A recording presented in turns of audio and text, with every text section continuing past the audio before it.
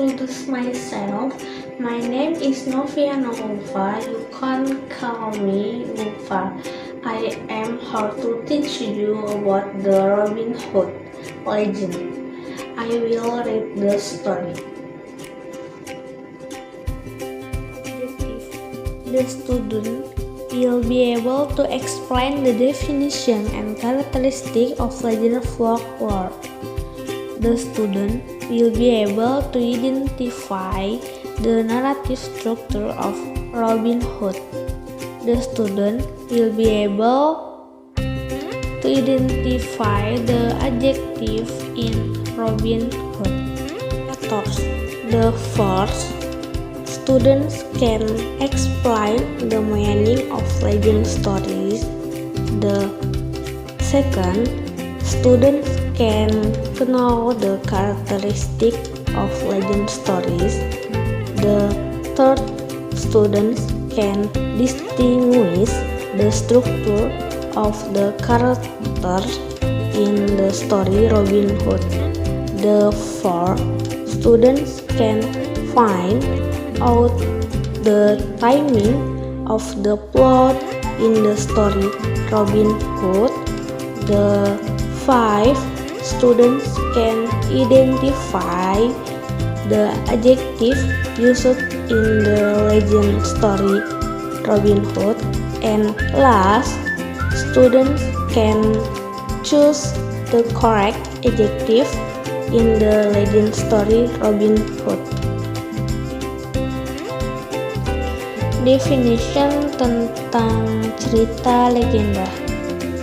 Legend is a folk tale that is considered to have really happened, whose story is related to event and the origin of the occurrence of a plague, or is associated with historical figures who are imbued with supernatural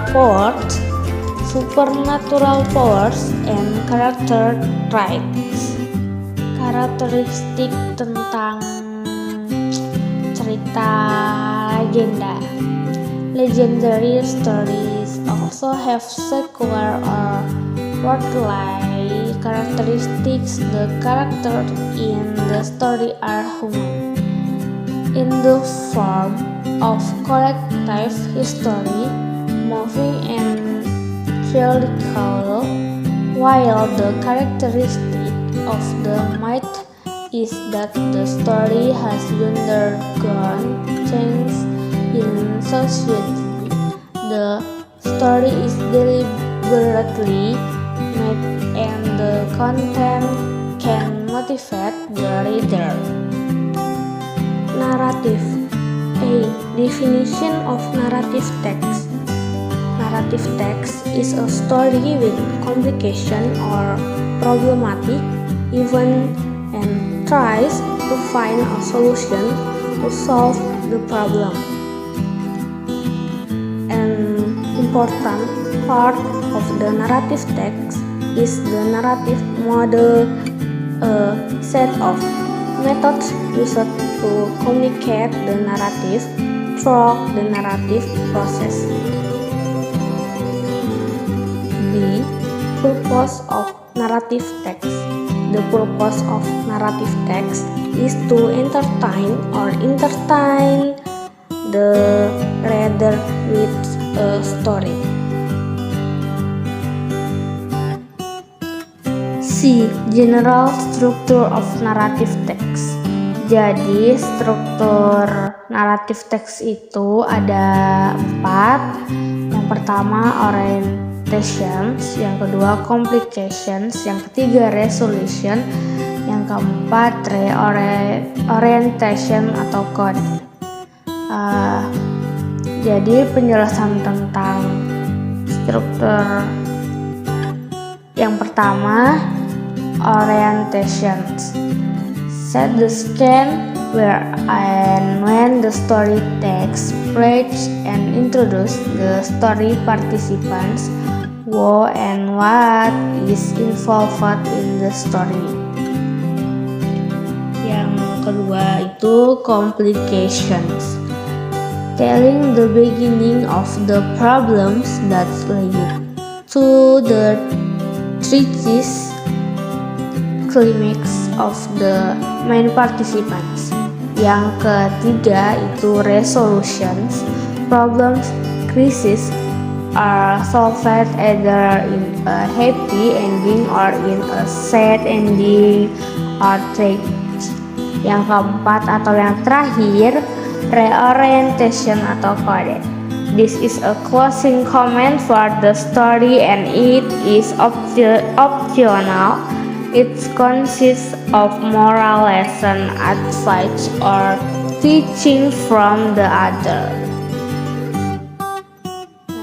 The function of the notion of storyline is to provide the reader with an understanding of how an event can relate to other event.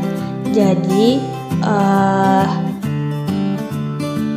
alur cerita dan fungsinya juga dapat mengungkapkan akibat dari suatu peristiwa yang terjadi, sehingga di dalam sebuah cerita yang baik harus memiliki alur atau plot yang jelas dan tegas agar apa yang ingin disampaikan oleh penulis bisa dipahami dengan mudah dan jelas oleh pembaca. Kemudian ada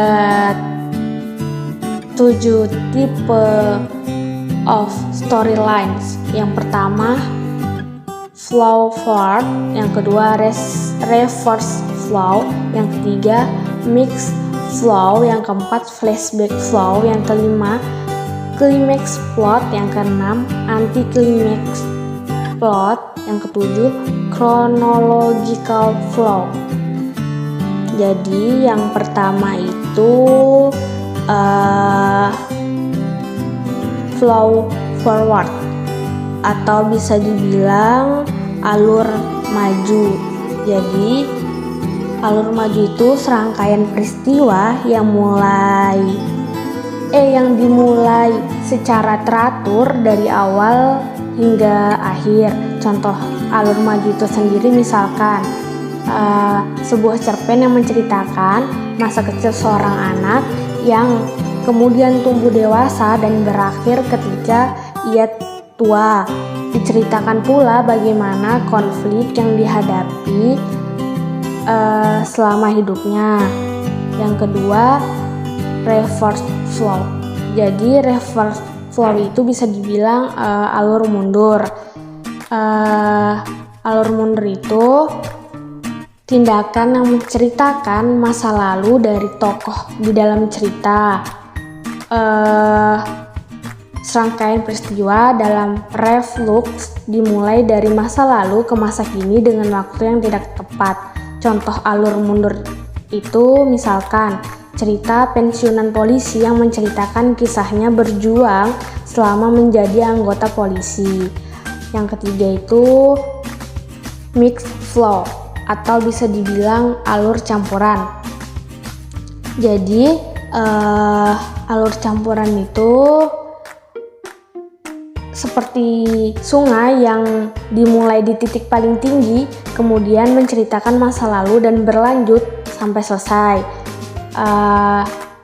Karakter tokoh yang dikenal di dalam cerita akan memperkenalkan karakter lain selama cerita belum berakhir dan saat cerita kembali ke awal lagi. Contoh dari alur campuran ini misalkan sebuah cerita yang dimulai di tengah-tengah cerita dan kemudian maju atau mundur. Yang keempat itu flashback flow, bisa dibilang juga alur sorot balik. Jadi alur sorot balik ini yang terjadi karena pengarang mendahulukan akhir cerita dan setelah itu kembali ke awal cerita. Pengarang biasanya memulai ceritanya dari klimaks menuju kembali ke awal cerita dan ke akhir cerita lagi. Tahapan yang terjadi pada alur sorot balik ini dimulai dari klimaks, antiklimaks, akhir, peruwitan, awal. Kemudian yang kelima itu klimaks plot.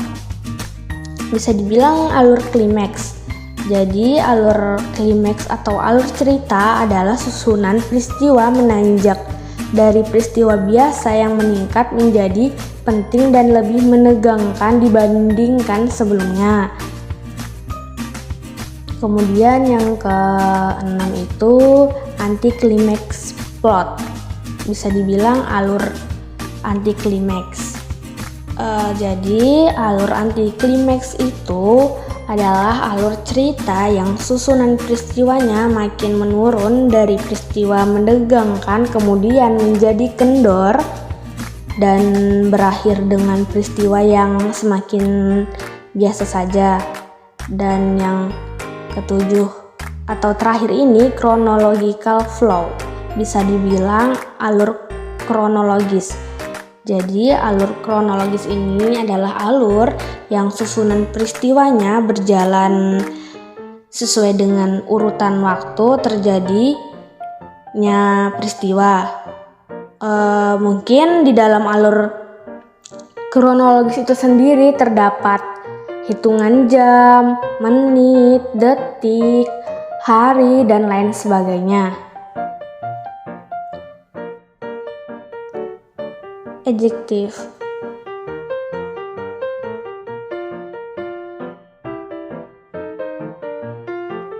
Adjective ada 4. Yang pertama, definition of adjective. Yang kedua, types of adjective. Yang ketiga, example of adjective. Yang keempat, adjective function.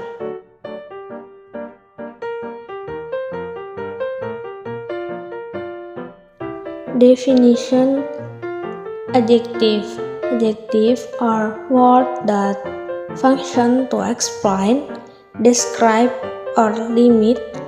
Pronouns or nouns that are still general. The use of adjective can be exemplified by the following phrase.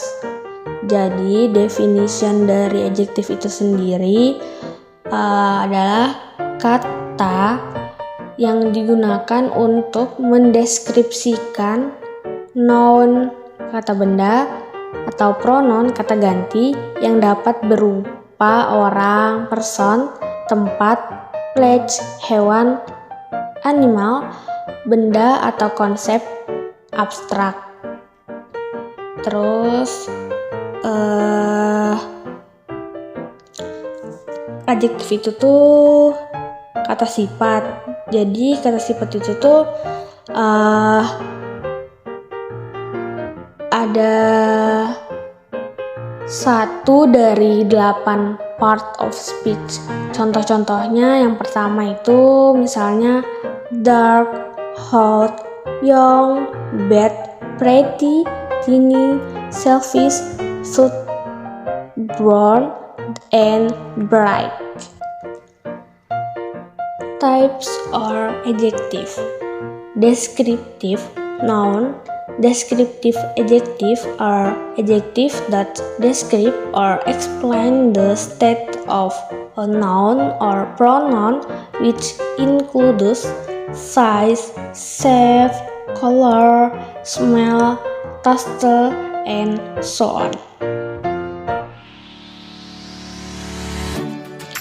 Example of adjective. Ada beberapa bagian. Yang pertama karakter and quality, kemudian size, kemudian age and temperature, kemudian party, cycles, pop in and pop free, kemudian shape and color. Yang pertama itu karakter and quality, yang terdiri dari kind, friendly, humble, arrogant, charitable, careful, helpful, greedy, lazy, beautiful, pretty, handsome, smart, brilliant, bad, ugly, and so on. Yang kedua itu size. Size itu terdiri dari small, big, short, long, low, high, tall, hug, thin, thick, narrow, wide, near, far, and so on. Kemudian yang ketiga itu ada age and temperature yang terdiri dari young, old, ancient, modern, warm, hot, cold, and so on.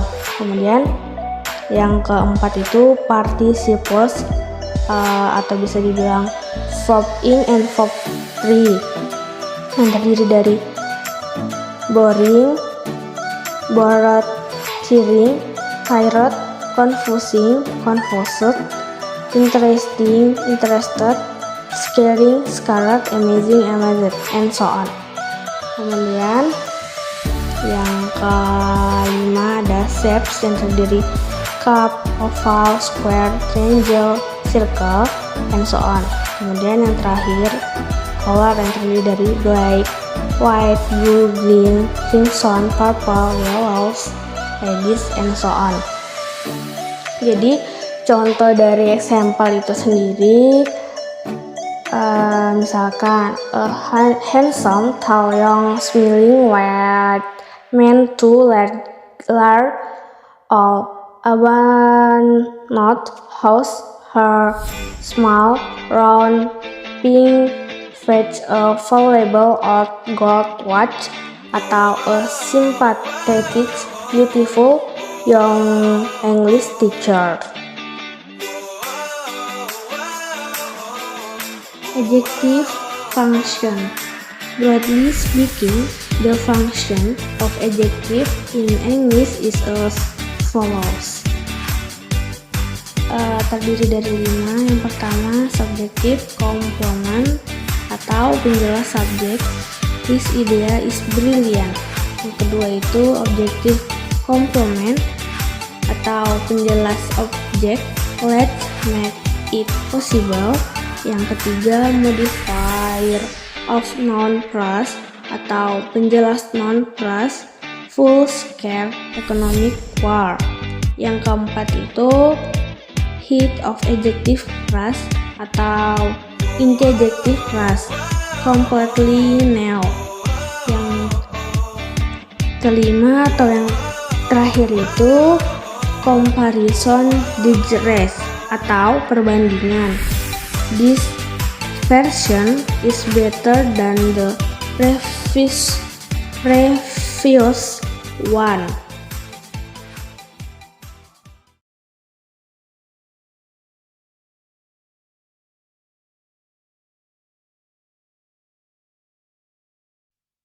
Chapter 1. Robin Hood becomes an outlaw. Robin Hood was born near the end of the 12th century. His real name was Robert. He was the son of the Earl of Huntingdon. At that time, England had many problems. King Richard was away on a crusade in the Holy Land. He was away many years. His brother, John, became king. He was a cruel and greedy king. His men were arrogant and brutal. The poor people of England suffered a lot. They paid very high taxes to King John and his sheriffs. Many families died of hunger.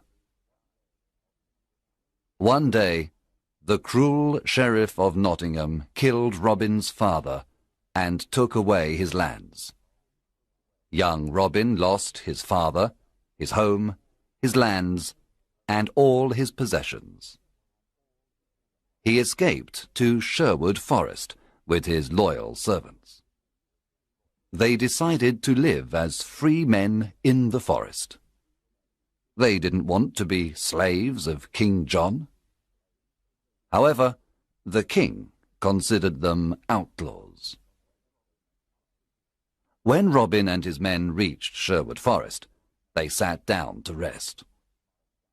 Robin Hood smiled at his loyal servants. Then he said to them, "My friends, Sherwood Forest is our new home. Now we are free, but we are outlaws. Everyone in the kingdom is against us. Master, we are not afraid because you are with us, said Much. Yes, I will stay with you, but you must do what I tell you. We must not become robbers.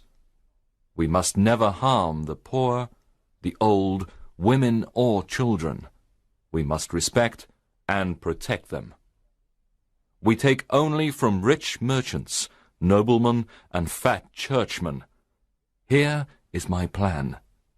When rich travellers come into Sherwood Forest, we invite them to eat with us. Then they must pay for their food.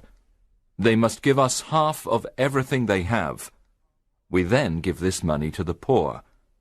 Do you promise to do what I tell you? Yes, we do, they cried. Robin and the outlaws lived in caverns in the forest. The caverns were a perfect hiding place. They were warm and dry in the winter. In the summer, they were cool. They were happy in the forest. They all wore green clothes and carried bows and arrows. Robin had a horn to give signals. Soon other honest men joined the outlaws of Sherwood Forest, Nat, Will Scarlet, and others. The outlaws were excellent archers. Robin Hood became the best archer in the region. In the forest, Robin and his men practiced with their bows and arrows.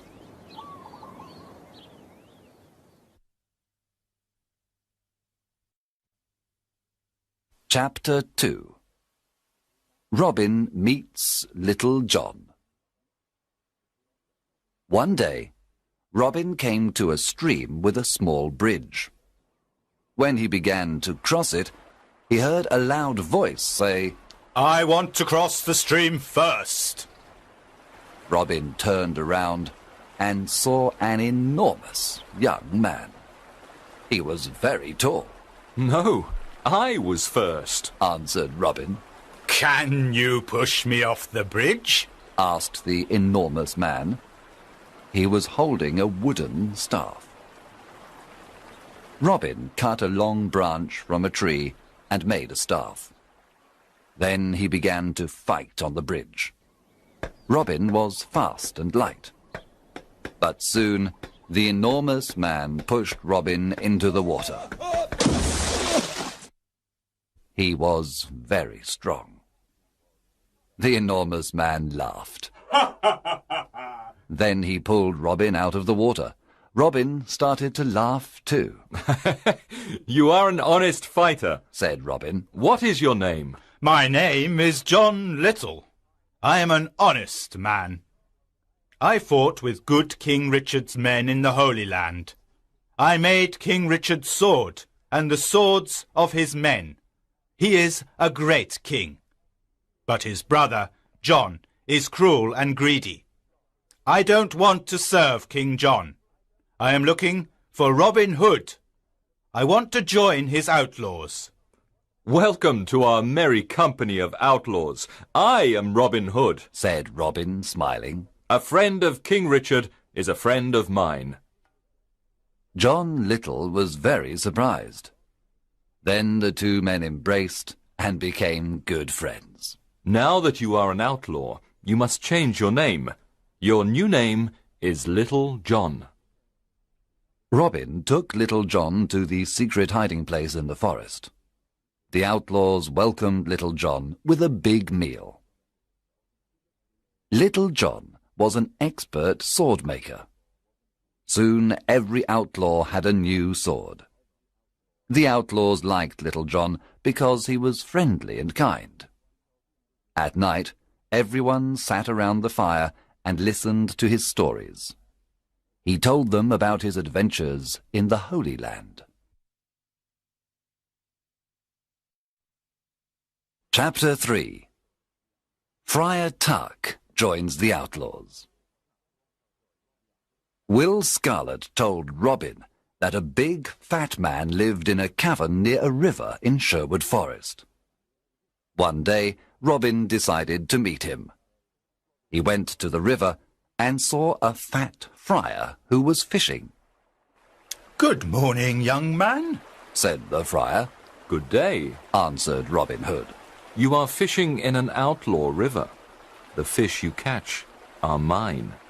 You can fish here today, but only if you carry me across the river. The friar did not like what Robin said, so he looked at him and said, "I can carry you across the river. You are very thin. Can you carry me across the river?" Robin was surprised to hear this. Of course, I can carry you. I am thin, but I am very strong. Robin lifted the enormous friar with great difficulty. Then he carried him across the river. You are very heavy, friar, but I can carry you, said Robin. At the other side of the river, Robin said, Now, you must carry me back. The friar started to carry Robin Hood across the river. But when they arrived at the middle of the river, the friar stopped. He sniffed Robin and said, "Goodness, you smell like an old rat. You need a good cold bath." And so the friar threw Robin into the cold water. He laughed loudly and then pulled Robin to the riverbank. Robin was angry at first. Then he smiled and said, You were right. I needed a bath. I feel better now. My good friar, you are free to fish in this river when you want. "Let us shake hands before I go away," said the friar. Oh, don't go away, said Robin. My name is Robin Hood. "What? You are Robin Hood?" asked the friar. He was very surprised. Yes, come and live with me and my outlaws. We are all good, honest men. We take from the rich and give to the poor. We want a friar because we need the word of God. What is your name? "I am Friar Michael Tuck of Fountains Abbey. I had a quarrel with my abbot. He was very greedy and rich. He never helped the poor. He forgot God's teachings. When I told him this, he wanted to punish me. I escaped to the forest. Now I live a simple life." If you want to live a simple life and help the poor, then come to Sherwood Forest, said Robin. The two men shook hands and promised to be friends for life. Chapter 4. Wanted, Dead or Alive. Some years passed, and there were more than 200 outlaws living in Sherwood Forest. Robin Hood was the hero of the poor. He continued robbing the rich to give to the poor. Robin Hood called this the Sherwood tax. All the rich travellers who passed through Sherwood Forest paid the Sherwood tax. The Sheriff of Nottingham sent an army of soldiers to Sherwood Forest to capture Robin Hood. But Robin and his outlaws were in the trees. They killed all the soldiers except one. Robin and his men were the best archers of the region. They knew the forest perfectly. They were never afraid of fighting the soldiers of the wicked Sheriff of Nottingham. It was impossible to stop Robin Hood. The sheriff was furious because the people laughed at him. He was never able to capture Robin Hood. King John was furious too. His subjects loved King Richard and hated him. One day, King John stood on the castle walls. He spoke to all his people. He said, "We must capture Robin Hood and his outlaws. They are our enemy. I can pay 100 pieces of gold for Robin Hood, dead or alive. Bring me that outlaw." From that day on, Robin's life was in great danger.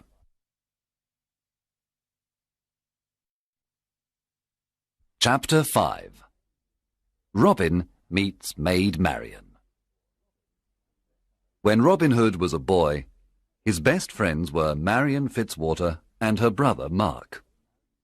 Robin played with them and taught them to use the bow and arrow. He also taught them to fight with the sword. Robin loved only Maid Marian, and she loved only him. One spring day, Marian's father, Lord Robert Fitzwater of Malaset, said to her, "Marian, you are a beautiful maid. Soon you must marry. There is a very rich nobleman who wants to marry you." What is his name? Marian asked. "His name is Sir Guy of Gisborne, a good friend of the Sheriff of Nottingham." When Marian heard this, she was very unhappy. This was terrible. She did not want to marry Sir Guy of Gisborne. She loved Robin Hood and wanted to marry him. She decided to run away to join Robin Hood. She disguised herself as a knight. Then she took her horse and went to Sherwood Forest. Robin Hood was in the forest. He was coming from Nottingham and was disguised as a beggar. They met in the forest. It was evening, and it was almost dark. When Robin saw the knight, he asked, What are you doing in the forest? What are you doing here, beggar man? Answered the knight. They did not recognize each other. This is outlaw country. Go back. You can't stay here. We don't know you, Robin said. I cannot go back. I am not afraid of outlaws, Answered the knight, taking out a sword. I am ready to fight you. And so the fight began. Both were experts with the sword, but Robin fell to the ground. The knight said, Now take me to your leader. Take me to Robin Hood. She took off her helmet, and Robin was very surprised. It was his dear Marian. Robin took off his beggar clothes. Marian recognized Robin. She too was very surprised.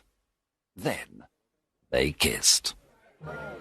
There was great happiness in Sherwood Forest that evening. Marian and Robin were finally together. Friar Tuck married them after a few days. There was a big wedding celebration in the forest. Maid Marian was now part of Sherwood Forest. She was gentle and kind to all. Everyone loved her.